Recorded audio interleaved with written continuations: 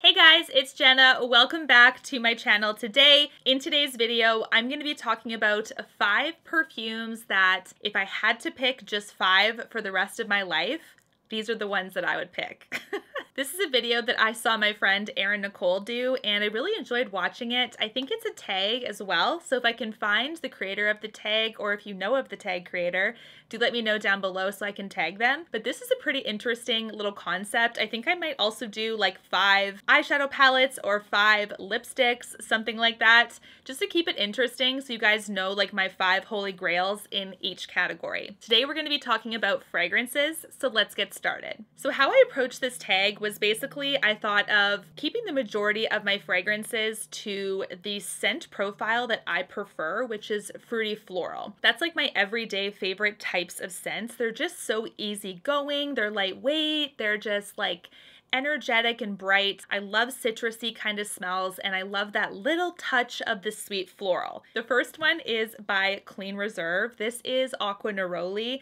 You guys, I've featured this on my Friday favorites for so many weeks, I feel like, because I just love this one so much. If you guys like clean fragrances and that is important to you, this is a lovely brand for that. The glass bottle that you see here is recyclable. The wood cap on the top as well is made from sustainable wood from Spain. Every single detail has been thought out, which has been amazing. I believe the cellophane that the packaging is in as well is also biodegradable. So this company does a lot for planet initiatives, environmental initiatives, and they make one heck of a good fragrance as well, because this is one I've been obsessed with for years. This scent profile is described as fruity floral. It does have scents of mandarin. It has scents of neroli, of course, hence the name. It also has some amber in it as well. It's just really, really beautiful on the skin. It's very everyday friendly. Every time I wear this, people are like, what on earth are you wearing? Because it's actually quite unique. It's not super sweet at all. It's just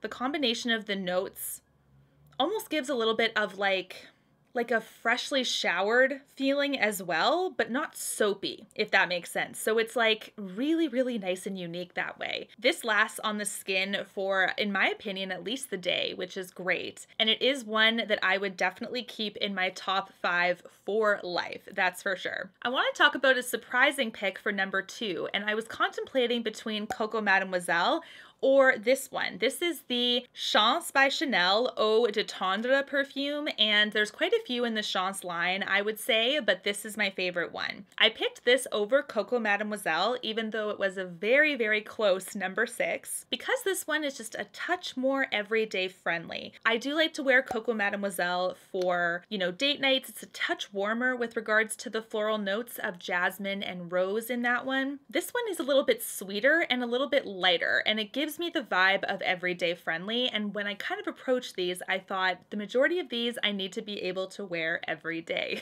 when I think about for the rest of my life, right? So this one has a really nice longevity to it as well. I would say the Clean Reserve one is about 8 to 10 hours. This one's about 10 to 12. I want to talk about a fragrance that is no surprise to you guys as to why it would make my top 5. This is Jo Malone's Nectarine Blossom and Honey. This, you guys, is a fragrance that I feel like it's beautiful. It's super fruity floral, the fruit notes of nectarine, the honey with the sweetness to it, and it's so gorgeous, you guys. Here is the only thing about Jo Malone that I wish would be a tad better, and that's the longevity of the scent on your skin. I'm obsessed with this scent so much that I use my little perfume trick, and it works every time. What I do with this one is I actually take a plain moisturizer, something from Vaseline is fine, and I put a little bit on the wrist here, and then I let it set a little bit, but not quite fully down. Then I sprayed the Jo Malone right over top of that just to get a little bit more longevity if I want it to last a bit longer. It is fairly expensive, which is why I totally see why people would want it to have a bit more staying power. That's my trick if it does happen to not quite stay on as long as you would like. There's some people that have no problem with this at all, but I personally have a little bit of problem with it when my skin is a little bit drier. The floralness of this one is actually quite lightweight. I do feel like I smell the nectarine and like the peaches way more than any floral, but it's definitely right underneath. And then the nice like honey smell is just a tad to round off the scent. This is honestly one of my favorites, if not the top 2 for sure in my collection, hands down. I think I'm on my 3rd bottle of this. It's so, so beautiful. And there's also Wild Bluebell and Blackberry and Bay from her brand that I love, but this one I would definitely keep for my top 5 for life. Here's another perfume profile that I absolutely love, and it just depends on the day. Usually this is more so for spring, summer months, but I love that beautiful aquatic fresh smell as well. So this is definitely going to stay in my top 5. This is from Replica. It is the Sailing Day perfume. The Replica line is really beautiful because basically it is fragrances that represent certain time periods and scents around those time periods, which is super cool. This is actually a unisex perfume, and it's supposed to be described as aquatic deep sea. That's exactly what I think about, you guys. It's very, very fresh. The longevity of this one is really, really strong. Definitely more so 12 hours and beyond. It's so, so good for that.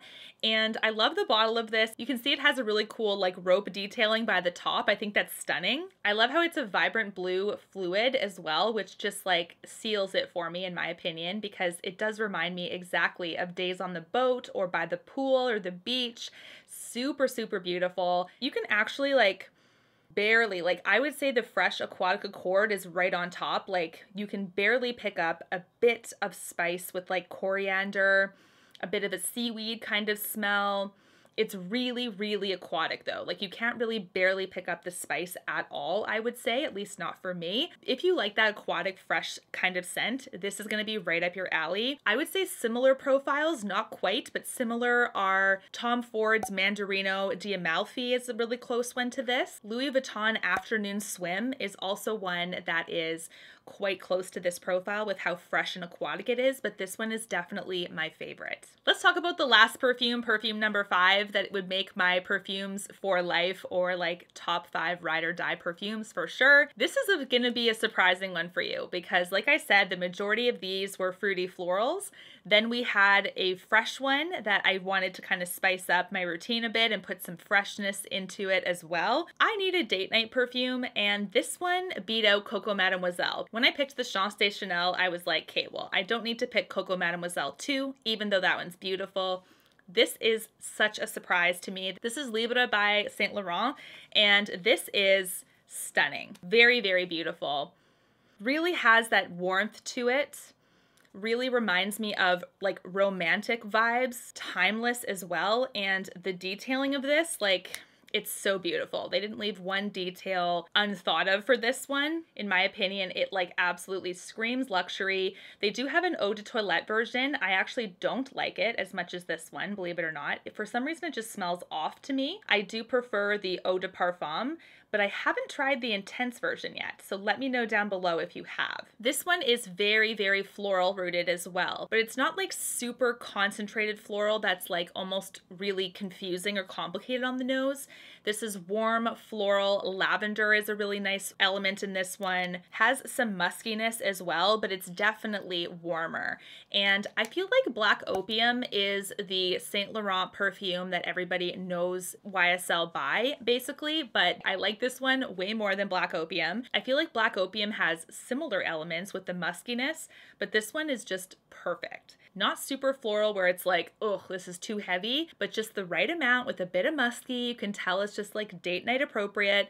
This is amazing. Honorable mention goes out to the Guerlain Aqua Allegoria Peregrinata perfume, which I have fully used up entirely. I'm going to be repurchasing that, but that is also a really beautiful fruity floral. So I couldn't keep all of them as fruity florals. I had to have some diversity, but that's a really beautiful one as well if you're looking for like fresh mimosas with like hanging out with your friends. It's very citrusy, has a really nice sweetness to it as well. So I will link that one as well if you are interested in those types of fragrances. But let me know your top 5 fragrances. What are your favorites? If you could only pick 5 for the rest of your life, what would they be? And until my next one, guys, take care and stay safe. Bye, guys.